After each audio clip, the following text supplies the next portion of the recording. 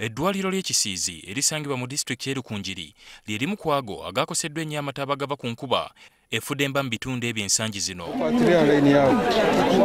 Olunaku lw'eggulo, Minisitule w'ebigwa bitalaze nga lwamu n'Ababaka abakiikirira ekitundu kino baatuuseeko ku ddwaliro okulaba embeera mwe riri. Olw'amataba, ebintu eby'enjawulo ebikozesebwa mu ddwaliro lino byayonoonebwa ekyaviirako n'abalwadde okusengulwa. Minisita ekyo asuubizza nga Minisitule ye bw'egenda okudduukirira eddwaliro lino n'emifaliso ssaako ne bulangiti okusobola okulaba nti ligenda maaso n'okuweereza abatuuze. And then we are requesting the Minister of Health to also do a few things like these oxygen facilities that collapsed. They must be restored with immediate effect.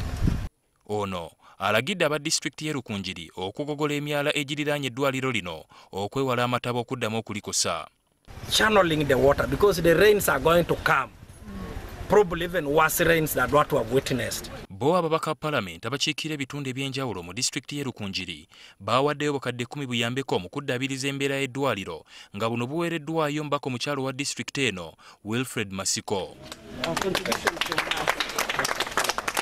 Mary Paula Turiyahikayo nga yakiikirira Rubaabo County eddwaliro lino mwe riri alaze okutya nti enjala yandirumba abantu bakulembera olw'embeera y'obudde okwongera okwonooneka.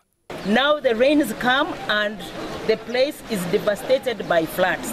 Amataba agatwaliramu n'eddwaliro gaasaanyawo ebintu bingi omuli olutindo, ensuko, ennimiro n'amayumba mu kitundu kino.